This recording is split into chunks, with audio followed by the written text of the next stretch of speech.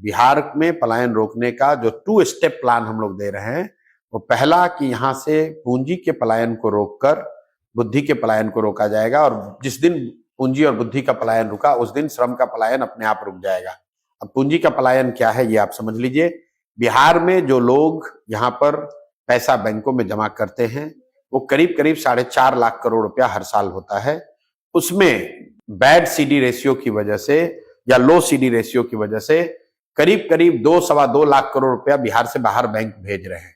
तो जन स्वराज का पहला स्टेप ये है कि इस बैंकों के जरिए होने वाले पूंजी के पलायन को अगर रोक दिया जाए तो बिहार में 2 से 2.5 लाख करोड़ रुपया एक्स्ट्रा हर साल निवेश होने लगेगा, जो कि बाहर के उद्योगपतियों का पैसा नहीं है, बिहार के लोगों का पैसा होगा।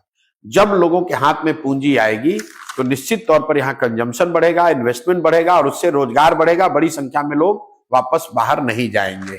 दूसरा जो हम लोगों ने कहा कि मनरेगा को हम लोग यहाँ कृषि से जोड़ना चाहते हैं, ताकि कृषि आधारित जो मजदूर हैं वो पंजाब और हरियाणा के खेतों में काम करने के बजाय बिहार के खेतों में काम करें। ऐसा नहीं है कि बिहार में खेतों में मजदूरों की कमी नहीं है, यहाँ जो खेती कर रहे हैं वो लोगों के पास मजदूर नहीं है। और मनरेगा में बिहार सरकार का यूटिलाइजेशन है 40%, क्योंकि इनके पास मनरेगा के अंतर्गत काम कराने के लिए ना पैसा है, ना साधन है, ना व्यवस्था है। तो हम लोग ये कह रहे हैं कि हम मनरेगा का पैसा जो हम लोग सरेंडर कर रहे हैं दिल्ली में, उस पैसे को लेकर आएंगे और मनरेगा के तहत मजदूरों को किसानी से जोड़ा जाएगा। और शर्त ये हम कह रहे हैं कि जो आदमी भी अभी धान गेहूं की खेती कर रहा है वो नकदी की अगर खेती करने लगे तो उसको मनरेगा के तहत मजदूर फ्री में मिलेगा। इसका बहुत बड़ा फायदा ये होगा कि जो कृषि आधारित मजदूर हैं उनको यहीं पे रोजगार मिल जाएगा, पलायन नहीं करना पड़ेगा। दूसरा, मनरेगा में चोरी बंद हो जाएगी, क्योंकि जिस किसान को भी मजदूर मिलेगा उससे वो काम कराएगा।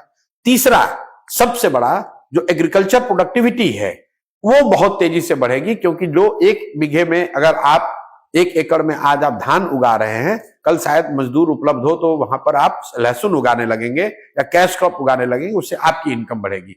तो बिल्कुल पूरा प्लान बता रहे हैं कैसे बैंकों के जरिए हो रहे पूंजी के पलायन को रोककर श्रम का पलायन रोका जाएगा। दूसरा, बता रहे हैं कि मनरेगा को कृषि से जोड़कर कृषि आधारित मजदूरों का पलायन रोका जाएगा। और तीसरा, कि यहां घर घर इंटरेस्ट सबवेंशन की जो स्कीम लाकर हम लोग महिलाओं के हाथ में पूंजी देना चाहते हैं, ताकि घर घर में रोजी रोजगार हो सके। हम लोग ये कह रहे हैं कि 4% सालाना ब्याज पर यहां पर लोगों को कर्ज दिया जाए, ताकि लोग अपने अपने घर में छोटा मोटा रोजी रोजगार कर सके। उससे भी पलायन को रोकने में बहुत बड़ी मदद मिलेगी।